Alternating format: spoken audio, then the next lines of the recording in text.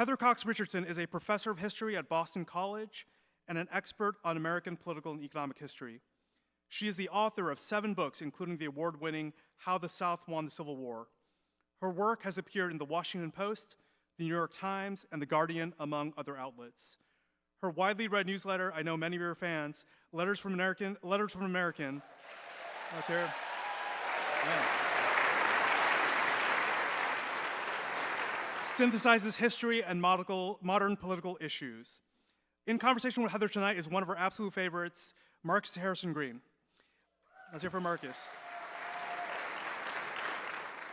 Marcus is a columnist for the Seattle Times, a longtime Seattle native, the founder of the South Seattle Emerald, a winner of multiple awards for his journalism, and he focuses on telling the stories of South Seattle and its residents. Let's hear it, yeah.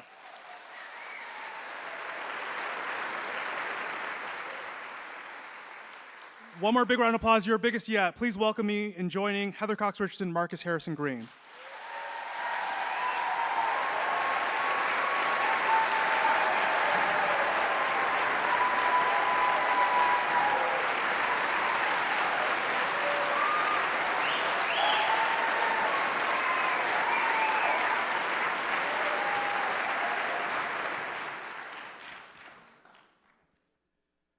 So, this is what Taylor Swift feels like.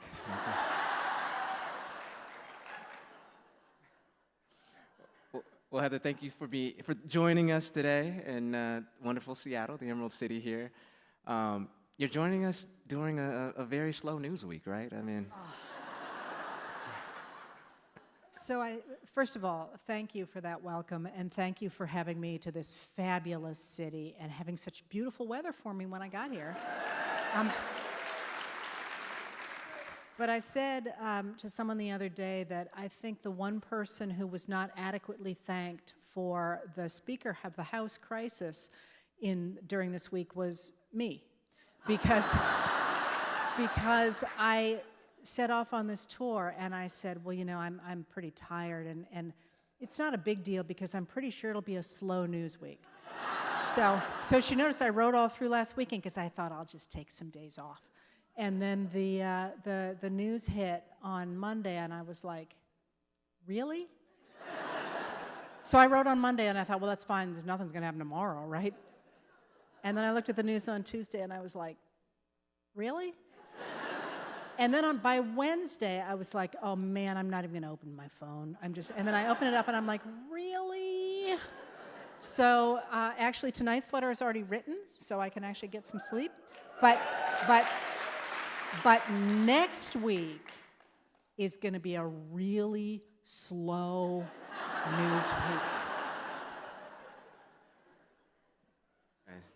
No promises, right?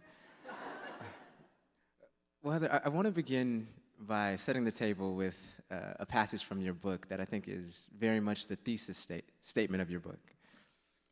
It says, you write, the fundamental story of America is a constant struggle of all Americans, from all races, ethnicities, genders, and abilities, to make the belief that we are all created equal and have a right to have a say in our democracy come true.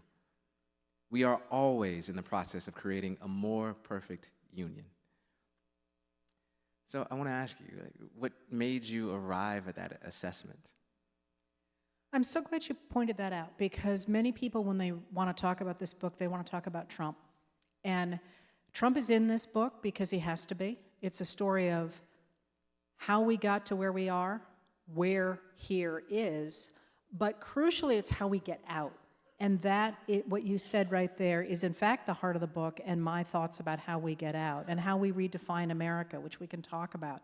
But I'm really glad you started with that, because it says a lot about how this book was written and about you all, because I conceived of this book simply as being a series of short essays. It's 30 chapters, and they make up about 250 pages. So they're short essays that were designed to answer the questions that everybody asks me every day. How do the parties switch sides? What's the Southern strategy? We're not a democracy, we're a republic. And so I wrote them, and then I put the book aside, and I wasn't happy with it. It was solid. but it was solid. It was fine. And I put the book aside, and when I went back and read it about 3 months later, I realized there was an entirely different book there than I had written. And it was the conversation that we have all had for the last 4 years. And what you had put into this book was a very different thesis than I thought I was writing. And what you put in this book, my readers and the people with whom I've been having this conversation for 4 years, is a new definition of the United States of America. And it is precisely that. How is it that through our history we have continually managed to defend liberal democracy when so many other countries have not been able to? And what my book said to me, I didn't say to it, was that we have always been able to focus on the principles of the Declaration of Independence, the idea that we're all created equal and have the right to be treated equally before the law and the right to have a say in our government, because marginalized Americans have never let us forget that. So it's a reworking of who we are, and when I realized that, I threw out the manuscript I had. I rewrote about 80% of it, but I knew then what I was going to say, and it felt like the book came alive. And it came alive because of what other people had put into it rather than me. Yeah. It's true. It's true. So let's talk about that a little more. You talk about how marginalized Americans, they've found throughout history sort of a rallying cry in the self-determination that is, put forward in the Declaration of Independence. That is even despite, being enslaved. That is despite being slaughtered. That is despite being oppressed. How was that able to sort of galvanize so many folks, even folks who again had no reason really to believe in this country? Well, they might not have believed in this country, and I might be reading this into people, but my big thing is I believe that human beings, as part of the human project, not necessarily the American project, believe in human self-determination. They want to have control over their lives, even when they live in situations in which they don't have control of their lives for whatever reason, whether it's a systemic reason, whether it's a governmental reason, whether it's because you have, 7 little kids clinging to your legs, whether you have to work for whatever. I mean, this idea that everybody is free is always limited except for a very small number of people. But I think that people want to have human self-determination. So from the very beginning, when the founders wrote those words in the Declaration of Independence, which we know they only meant them, right? One of the early writers, one of our first poets, Phyllis Wheatley, writes a letter to an indigenous minister and is like, well, that sounds really good, but why aren't we in that? And I think having those words articulated made it easier for people to say, I have the right to this. And it's actually sort of interesting, and we could certainly walk this through in our history, but one of the truisms in American history is that if you have rights, you rest on the Constitution. And if you don't have rights, you rest on the Declaration of Independence. And that Declaration of Independence has been there for, we always point to Seneca Falls and to some of the other declarations, but there are actually hundreds of declarations based on the Declaration of Independence in which people are saying, hey, what about me too? And I think that having those words written down and combining with people's desire to have determination over their lives has been an extraordinarily potent force. Well, what you also, to me, showcase in this book so well is the fact that there's been this clash of narratives in our country, almost from the outset, where you have folks who believe in this sort of traditionalist, hierarchical mindset of, white, straight, cisgendered man at the top and everybody else at the bottom, whereas you have people, as you just mentioned, folks who are constantly trying to expand our democracy. And so I want to ask you, are we destined to continue to always have this battle, or is there, going to be a winner at some point? And what does that look like? That's a really good question. So you're putting it much more articulately than I would, because I think for me what the world comes down to, at least now is the way I think about it, is some people in the world believe that we are all equal and have a right to be treated equally before the law and have a right to have a say in our government. And of course, that's what's articulated in the Declaration of Independence. But then there are other people who think that the world is organized in such a way that some people are better than others, whether because of the money that they have, or their religion, or the color of their skin, or their education, or where they're from, or any of those things. And they think that they're better than other people and have a right and maybe even a duty to rule everybody else. And those two strands, I think, follow and contest throughout American history and perhaps through world history. I only do America. But the question is whether we will always have that contention. And, you know, humans got a human. So I would say we will always have that contention. But our hope, my hope, is that we will figure out how to create guardrails so that those people who are questing for power and money and control over the rest of us are not able to do that.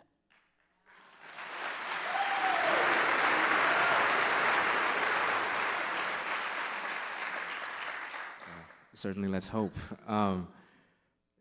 You talk about early on in the book that democracies actually die more often at the ballot box than they do at gunpoint. Now, while that's extremely disconcerting, I want to ask you, what is the mechanism in place in open societies that allows that to be the case? So why societies...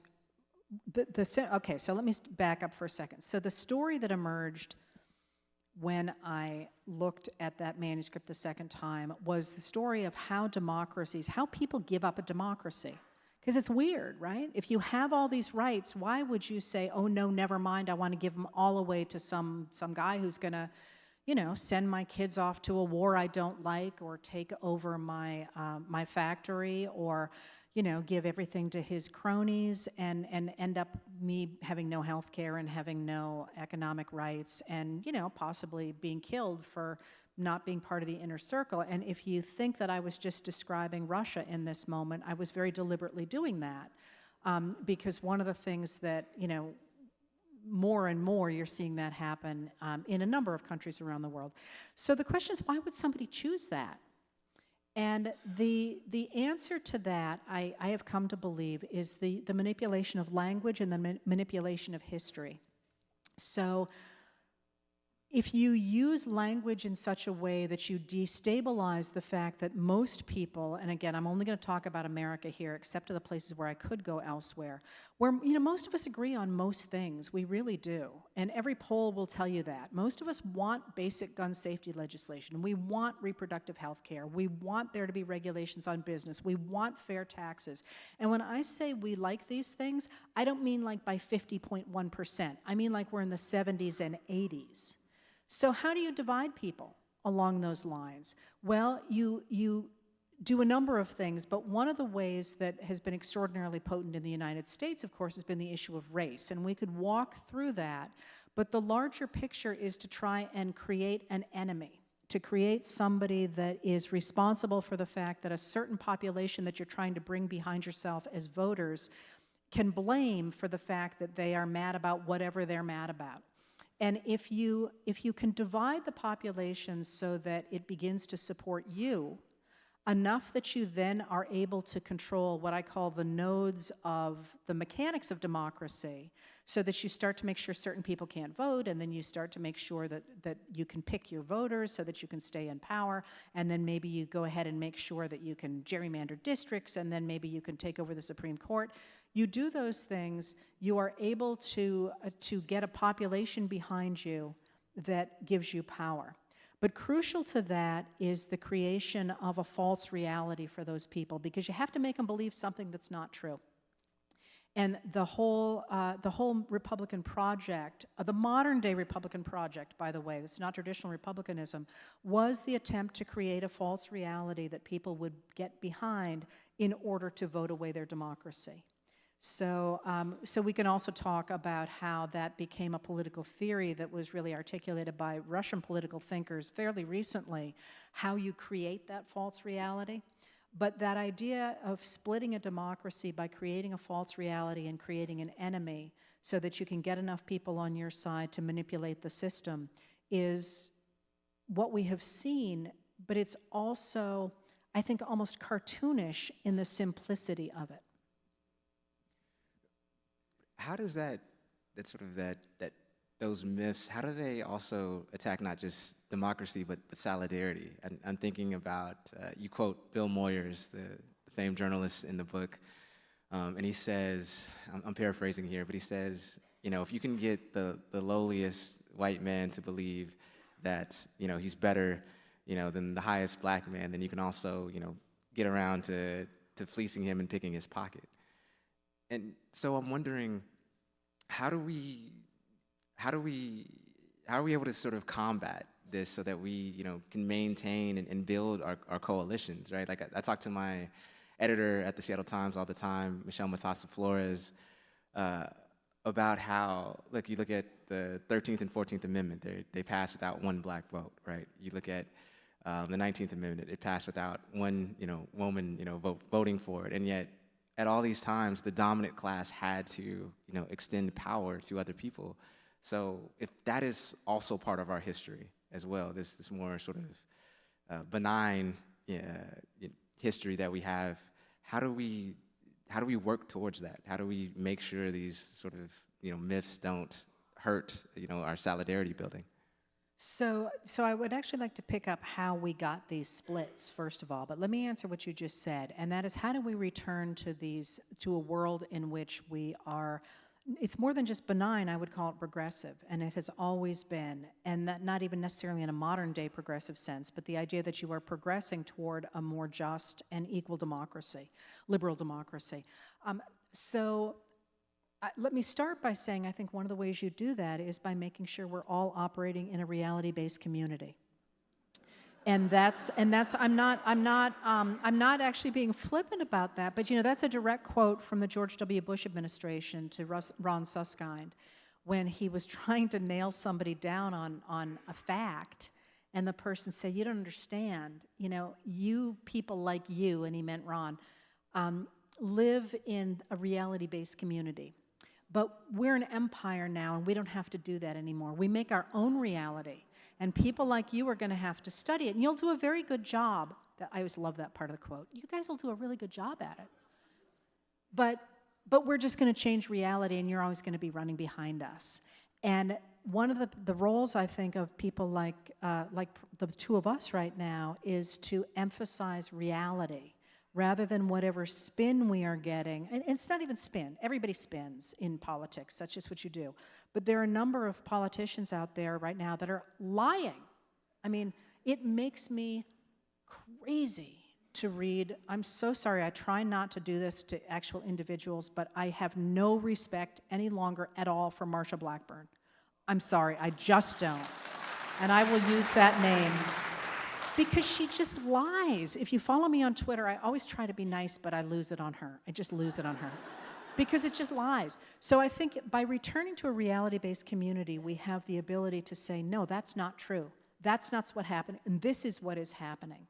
And one of the things that has been such a potent force in dividing America is the conjunction of race and class. So if you think about the divisions that started in the United States in the middle of that period we're talking about, where people did come together and did, in fact, back the Civil Rights Act of 1957, Brown versus Board of Education 1954, Civil Rights Act 1957, the Civil Rights Act of 64, the Voting Rights Act of 65, bipartisan all. The people who were against the idea of that liberal coalition that regulated business and provided a basic social safety net and promoted infrastructure and protected civil rights began to say after Brown versus Board of Education, wait. You think this government is helping everybody. But what it's really doing is it's redistributing white tax dollars to government programs that help black people and soon brown people and a little bit later women. And therefore, it is a form of socialism. And this whole argument that we have about, is it race or is it class? Is it taxes? Is it race or is it taxes? It's both, because they've very potently been able to say Oh, no, I got nothing against my black neighbors, but boy, I don't like taxes. And that reality, the recognition that those two things have been artificially put together, based in our history, it actually comes out of Reconstruction, calling that sort of stuff out, I think would really help us get to the point where we're back in a reality-based discourse that offered room to come together across a lot of different ways. So I have to ask you, what is the role of media in that? And knowing that, you know, media is a broad brush, right? There are some institutions that are a little bit more reputable than others, obviously, and there's... He's so nice. My boss from the Seattle Times is here, so I got to be on my best behavior.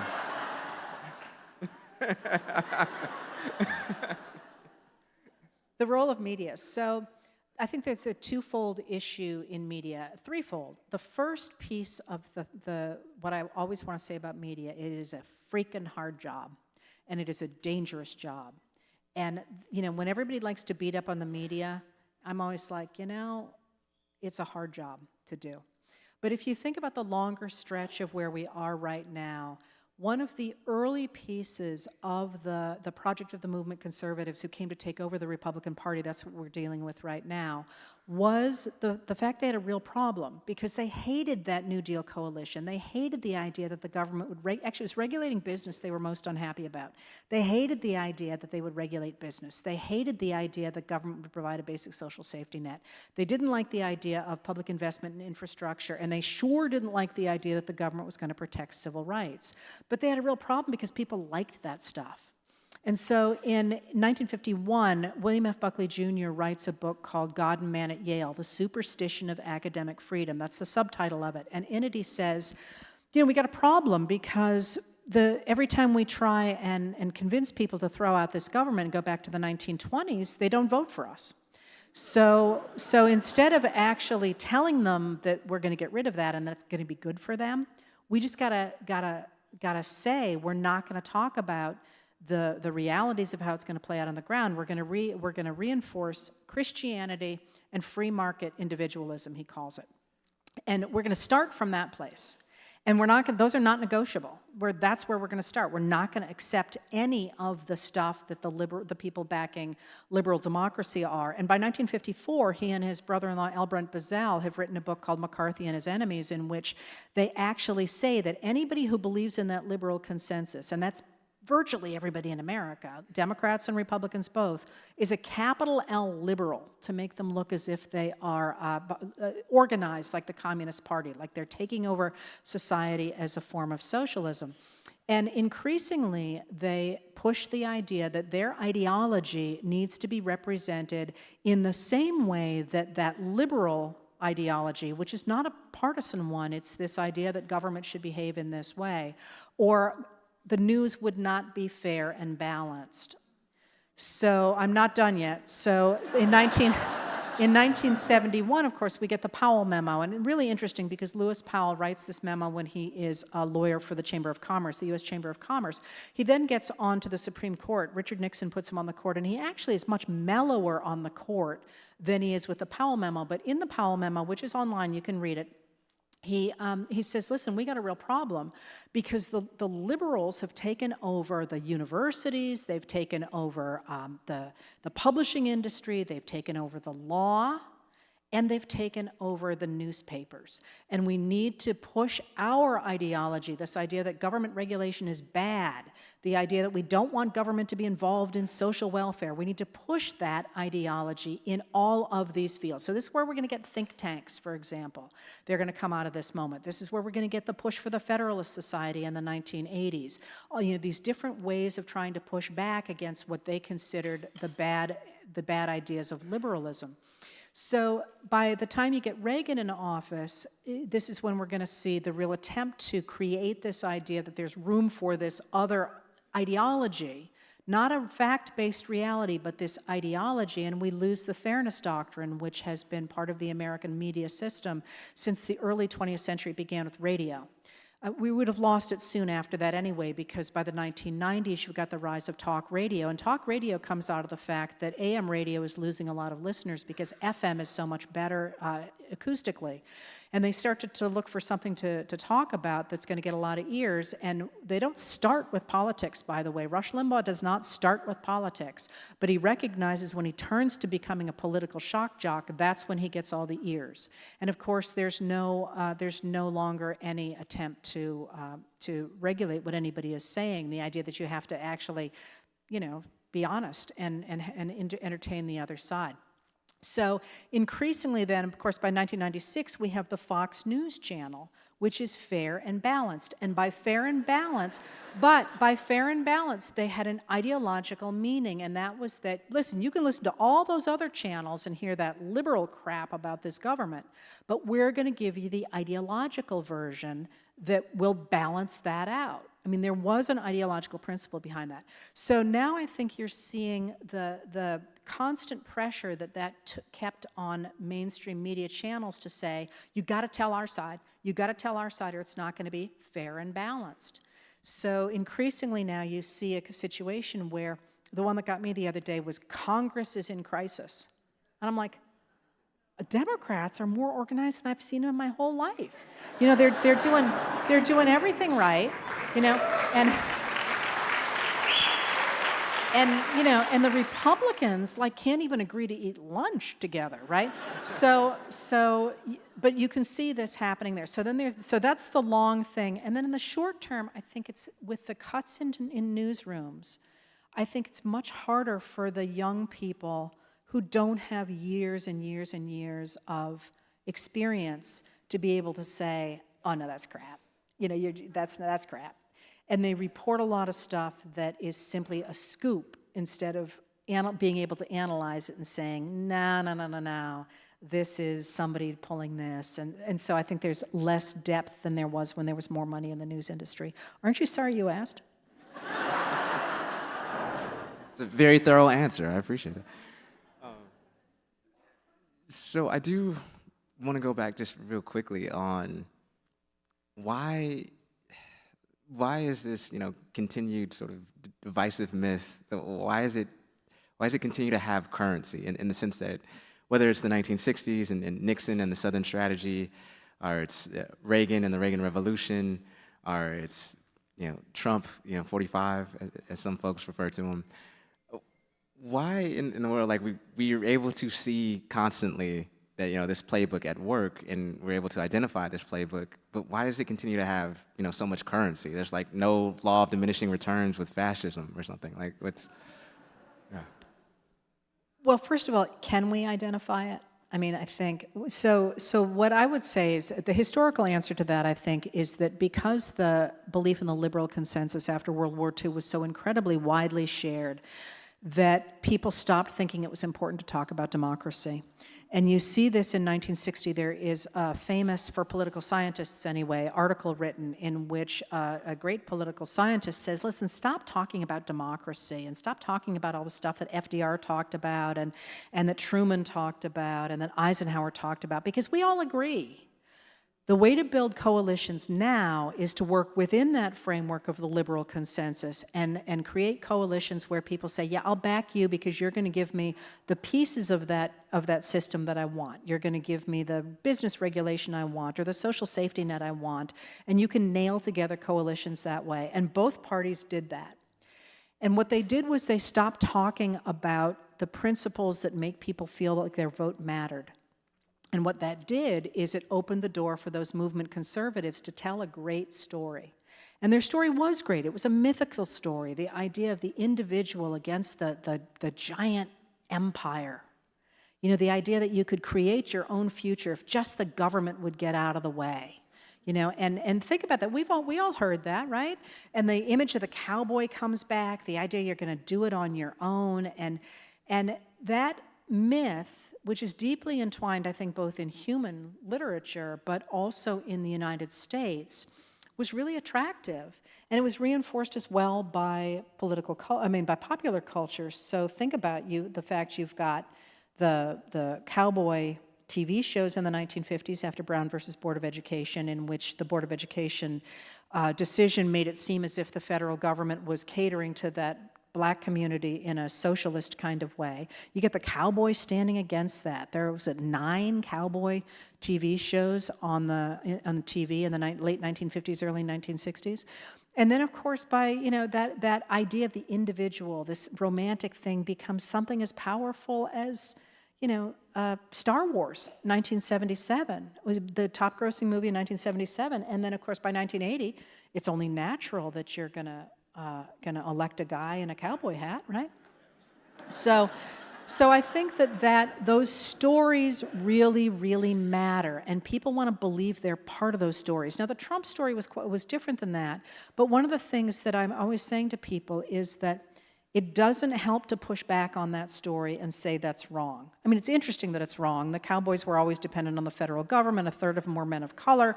Yeah, I could go, but like, you don't go up to that somebody wandering around talking about rah-rah, I'm a cowboy, and say, hey, did you know, actually? But what you do is you have better stories.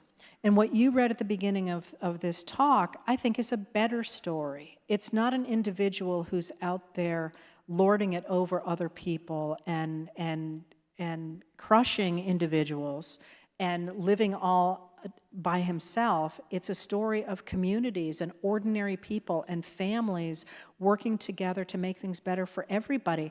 And that's a much better story than I'm out here in the high chaparral with my gun, I think.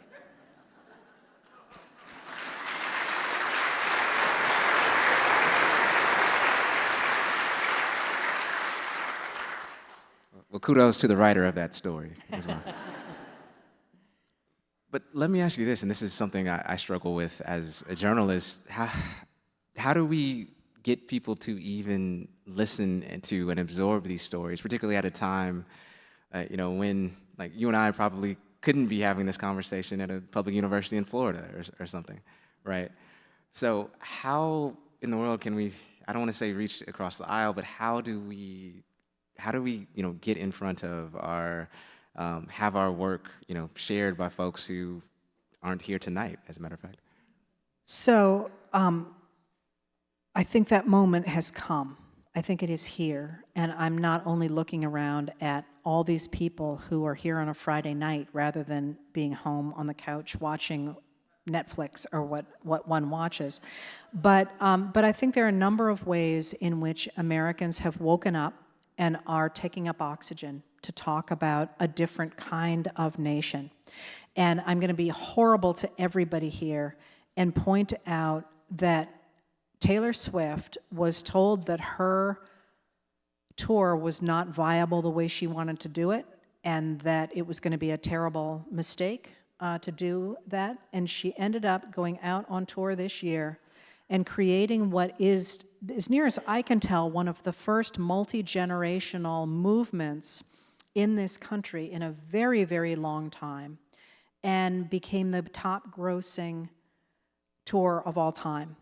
People were touring to see her as mothers and daughters and aunts and sisters across generations for an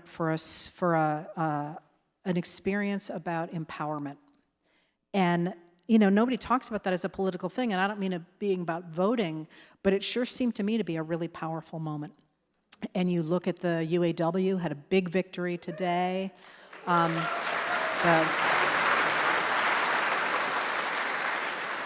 And just the huge numbers of people who are organizing. And what I would say to that, though, is that, as I always say to people, you all know if you read me, or listen to me, the letters are about keeping a record. And people are always saying to me, tell us what to do in the letters, tell us what to do in the letters. I'm like, no, because I'm not writing really for us today. I'm writing for that historian in 150 years so that we know what matters.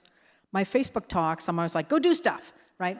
And what I'm always saying is take up oxygen, because this story, and the story you identified, is an exciting story. It's an interesting story. It's a creative story. It's a story for the future. And I think it is a very attractive one if people only hear it. So as an example, recently, one of these days, I will finish a column that I started on masculinity. And there's all these articles everywhere about how men are in huge distress. And they're for any number of reasons. And what are we going to do? Because they don't have any role models. And the reason I want to write the thing is because everybody who writes those columns is like, that poor cowboy is out there and he's got mental health issues because he's all alone, and there's no jobs to do this. And I'm dead serious, actually. You should see the page I have open with all this stuff in it. And I'm like, we have a different model of masculinity in this country. Literally, in the 1890s, when the Southern and Westerners were trying to push forward their version of, at the time, sort of a Confederate rah-rah guy like that, the populists rose and they said, a real man protects the community. A real man doesn't fight with his fists, he has conversations. A real man takes care of people and listens to what they have to say. It's like, that was the idea of masculinity in the 1890s, and I would argue during World War I, and I would argue that that's the reason we didn't have any Western movies during World War II, because they were all about taking care of the community. And so that vision of a world that is based in community and family and a world in which everybody is treated equally before the law seems to me to be a really exciting story, and one that people might gravitate toward if only there was enough people taking up oxygen to share it.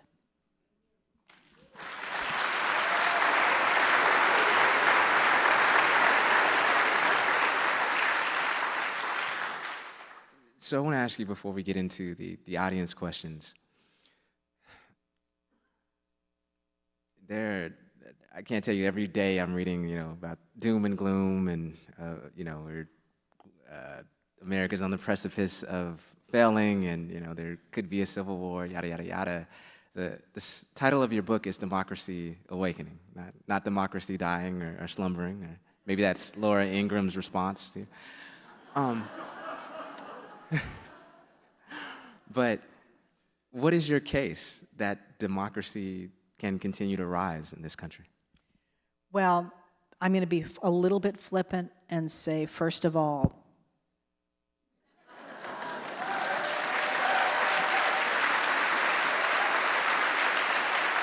but I will also be, I also want to put out, it's a sunrise. This is like my one artistic moment. It's a sunrise. But there's more than that. I mean, I do think we're in the middle of a movement. Weirdly, it took me until very recently. I'm like, we got to work on this because nobody's really turning out. And then I was on the phone with somebody who was like, have you noticed how many people are turning out for events about democracy? And I was like, oh yeah, there's a lot of them. She goes, it's called a movement, Heather. I'm like, okay.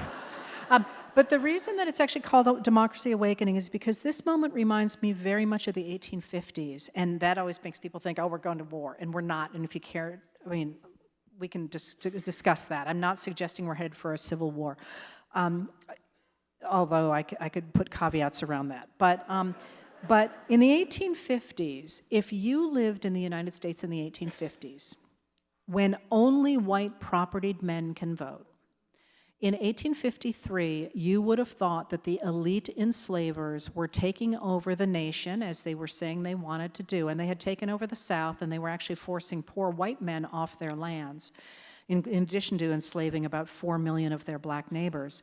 They had taken over the presidency, the Senate, the Supreme Court, and had made inroads on the House of Representatives.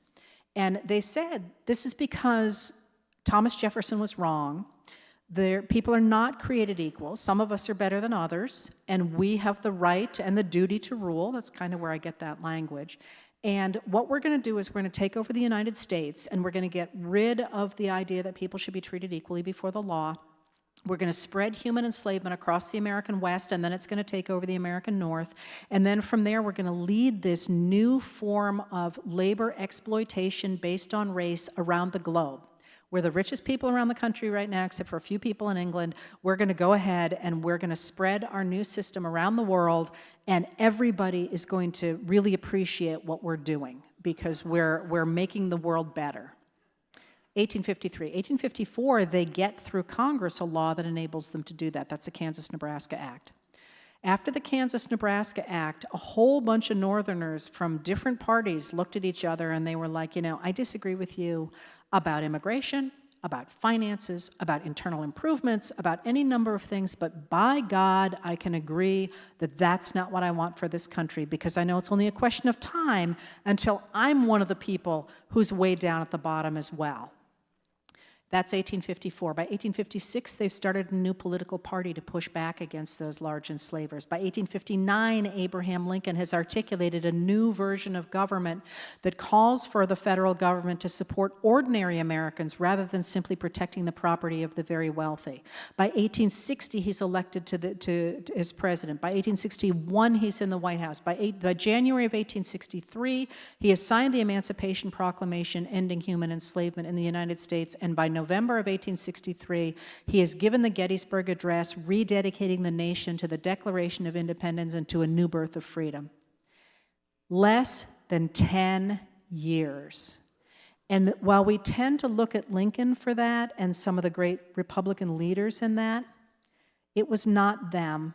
It was the American people who said, we are not going to put up with losing our democracy. And this was all white men who were able to vote, but it was it was women, it was people of color turning out and saying, that's not what this country is about. But they had to be woken up. They literally called themselves, the young men, wide awakes.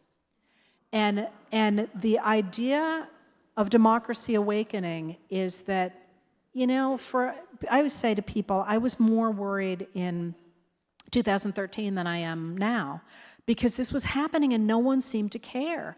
And when people like me were like, signing statements, unitary executive, not a good thing, they're like, oh, you're cute, And now, all of a sudden, people are like, explain the unitary executive to me. Wasn't that coming out of the Reagan administration? And what are signing statements? And, all of a sudden, people are awake. And at the end of the day, we can certainly save American democracy, but there is something more fundamental than that that is at stake, and that is the human project of self-determination. And I don't think at the end of the day, either that people will give up on American democracy or that human beings will voluntarily give away their right to determine their own destinies.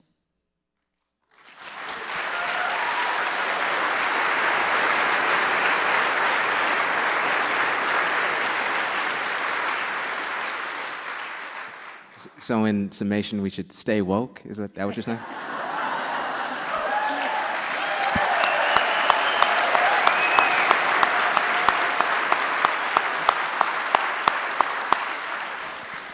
We worked on that backstage. Anyway. So the first audience question says, is there any form of counter-propaganda that is as effective as the style of propaganda or populist rhetoric used by Trump? Oh, yeah.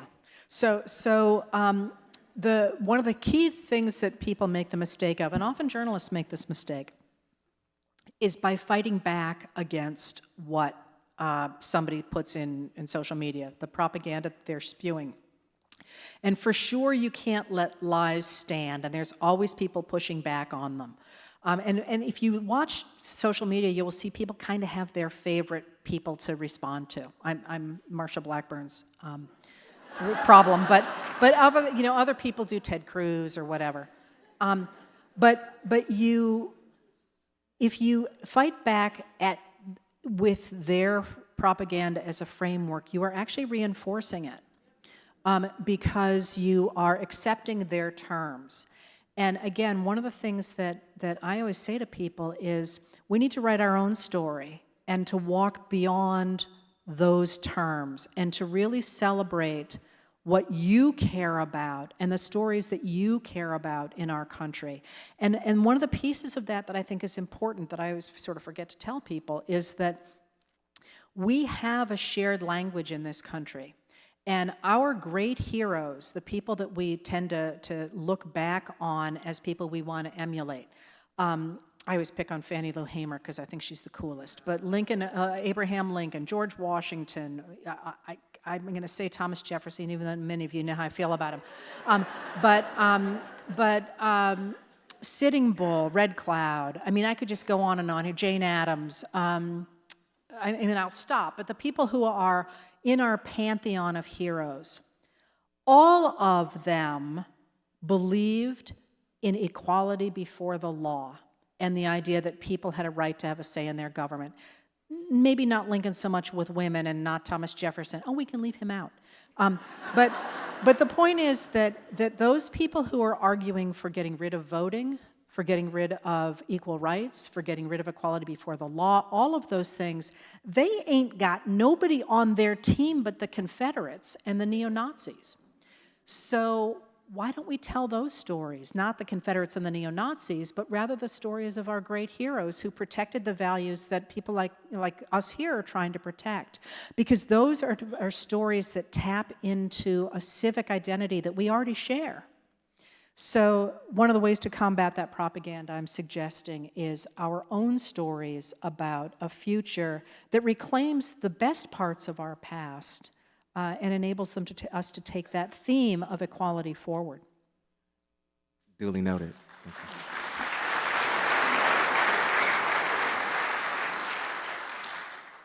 The next audience question says, I'm wondering where the young people are. They are barely here tonight. What are your thoughts about that and about how young people today are engaged in the preservation of democracy? Okay, young people are where it's at, let me tell you.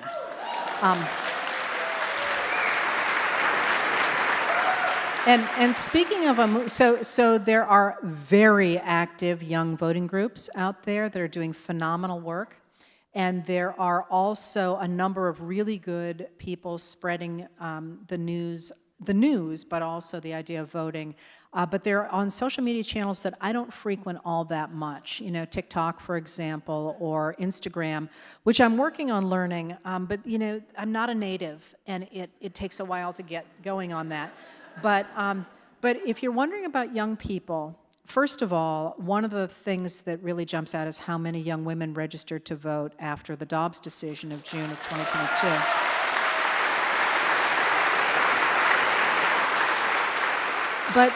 But even more, not even more powerful, very powerful to me lately has been watching the crowds that are turning out for Vice President Kamala Harris at her tour of colleges.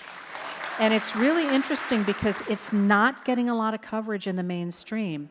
And if you watch the films of these people standing waiting for her for like hours of time, they're waiting for a rock concert. And what just kills me about it is that I'm actually a huge fan of Vice President Kamala Harris, but let's be honest, she's a vice president.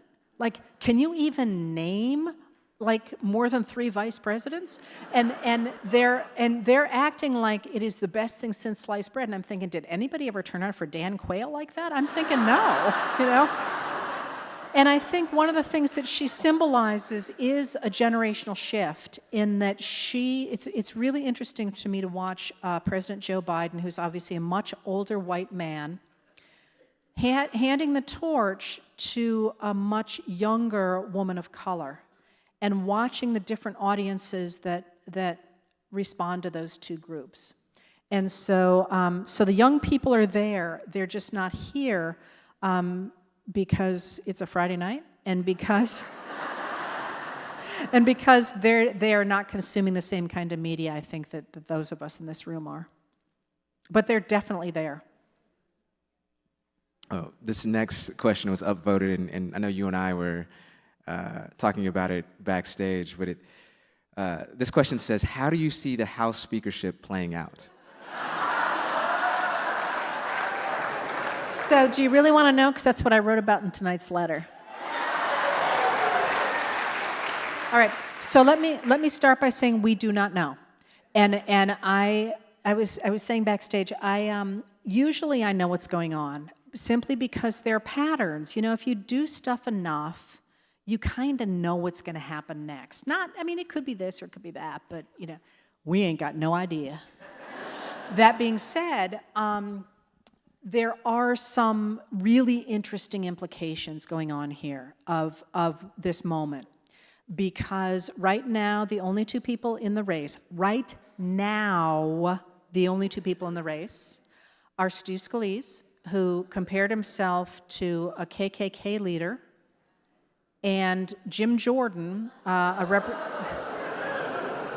but it's interesting. So aside from the what's of interest to the country, and I'm thinking about this politically, what would be of interest to the country is for the Congress to be able to do its job. I mean, but it's interesting because one of the things that we're looking forward to, of course, is 2024, and of course, Trump is the current front runner for the Republican nomination by a lot. I mean, right now it really looks like he's going to get that nomination.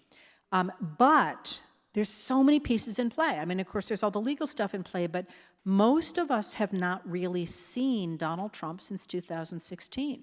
That is, he's been pretty tightly managed. If he has to go back on the campaign trail, if you have been watching him, you know he looks terrible. He cannot put a sentence together. He's full of non sequiturs.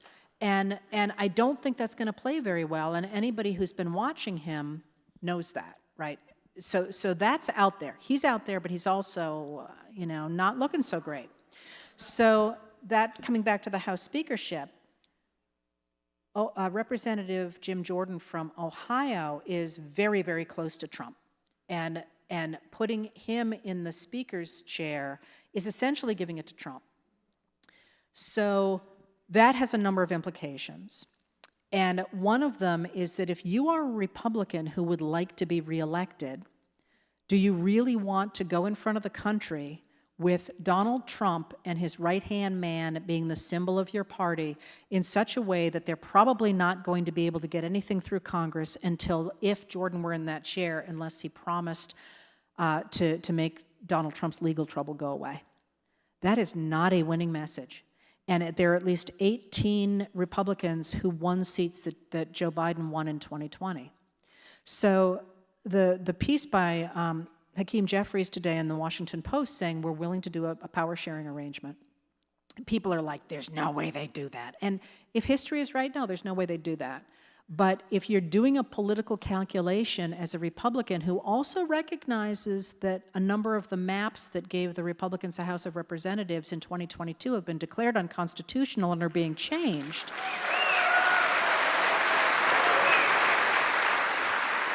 which way do you jump? Which way do you jump? Do you say, I'm going to give that vote to Jeffries? Do you say, I'm going to go for an extra long lunch so they need fewer people? Or do you maybe say, Kevin McCarthy wasn't so bad, maybe we can convince him to come back? Well, you laugh, but he's threatening to resign. Is it a threat? Is that a, you think you didn't want me, you just try Steve Scalise? So I think we don't really know, but I think the political fight, or I think I called it the political currents under the surface, are not just, we're going to do it all our own way, because there is this problem of the fact that putting either somebody who compared himself to a KKK leader or somebody who is basically going to act like Donald Trump in that chair is going to be murder in the 2024 elections. It's just going to be murder. So if you're the Republicans, what do you do? And that's what we're all waiting to find out. Well, yeah. Well, we'll wrap up with two final questions. One is, do you feel our democracy is strong enough to survive another Trump presidency? No. No, it's not, which is why I'm out on the road. Because they are not, I mean, one of the things that just kills me is everyone goes, well, he doesn't mean it. I'm like, he literally called for the chair of the Joint Chiefs of Staff, the man who is the most powerful military leader in the world. He didn't call for him to be executed. Let me be very specific about what I say. He said that what he had done amounted to what he did by calling his counterpart in China with the approval of the defense secretary and a number of other defense officials to say we weren't in fact going to attack him amounted to treason, because he did it without Donald Trump's permission because he was being wacko. And that's the scientific term. And then And then he said, and that in the past was punishable by death. He didn't come out and say, I want to kill him. But that was extraordinary. That was extraordinary. That's what knocked John Kelly out of his hole and made him come forward and say, I don't like him either. You know. So he has said that. Project 2025 says they're going to completely get rid of the nonpartisan civil service. And the reason that matters is because that civil service is the ballast for the ship. You know, if you've got a government where every time the lead changes, then everybody has to be loyal to the person at the top, and it all becomes very factional. It's all like, he's my guy, no, he's my guy. If you have just sort of a middle group of people who are just doing their jobs, and they don't really care who's president, they might personally care, but it doesn't make any difference to whether or not the envelopes go out the next day. They're ballast for the ship. You get rid of all that, you have gotten rid of the democracy. So, but they're not being shy about what they're saying, and the attacks that the former president is making on individuals and the stuff he's doing, and the fact it's just not showing up in the newspapers, that's a real problem. Because I can't tell you how many people have said, well, he doesn't really, the whole blood thing, he talked about immigrants poisoning blood the other day, and it got a little bit of play, but somebody said, well, he wouldn't really have said that. I'm like, they are not being shy about what they're saying. And when Mark Milley, the chairman of the Joint Chiefs of Staff at the time, he has now stepped down, when he said that he expects to be arrested if Trump is back in office, that to me is just that's it. That's it. So do I think that we'll survive if he does that? Well, we will survive in the way that regimes, that people do when regimes take over and you have to go underground, and someday we will reemerge. But I don't believe we're going to go there. But the way we're going to make sure we don't go there is by working like hell for the next 14 months.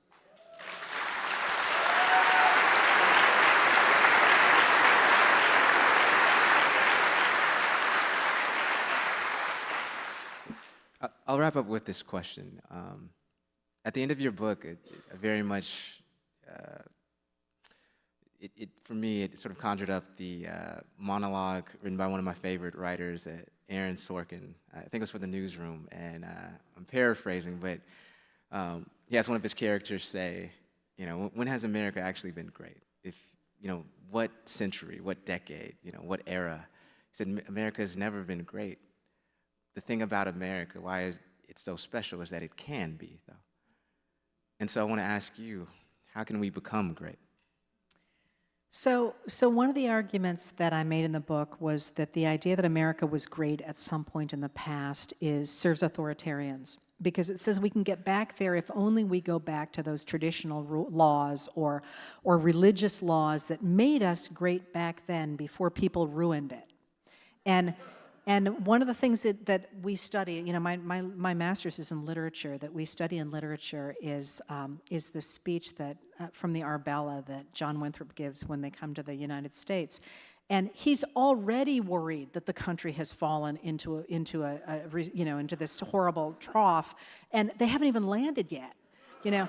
And so America's always like, you know, there was a great past before now. So like they're not even on the soil, and he's like, it was better before, you know. But the idea, I think, of democracy for real is the idea that it is always being shaped. It is always moving, not necessarily moving forward, but the whole point of real democracy, true democracy, is that it's never finished. It's never perfect. We're always struggling to make it better. And that if we understand that, and that for all the bad in our past and our present, we have also always had the American people leading us forward to a place that offered justice and possibility for more people, that we will never, ever have a perfect future, but we can have a better one. And that is the heart of democracy.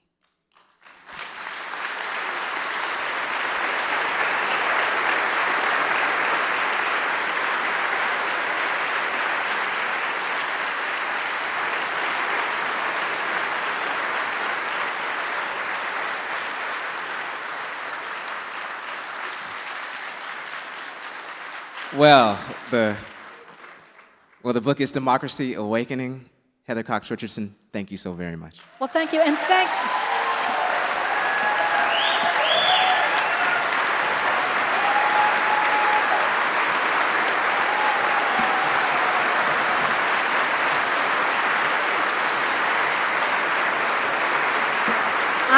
I want to thank, and I want to thank you all for, I always like to say, people, my name's on the book, but I mean it when I say it is about the discussion that we have had for the last 4 years. And I want to thank you for everything you have done to make me learn more about this country and to learn how to write and to learn to sleep on my desk. But also to be part of this extraordinary conversation that I think is really going to change America and has given me this extraordinary opportunity to be the person who keeps the country's record. And I cannot tell you how grateful I am to have that position in this country. I am the luckiest woman on earth, and I never forget that it's because of you all. So thank you so much, and thank you for coming here tonight.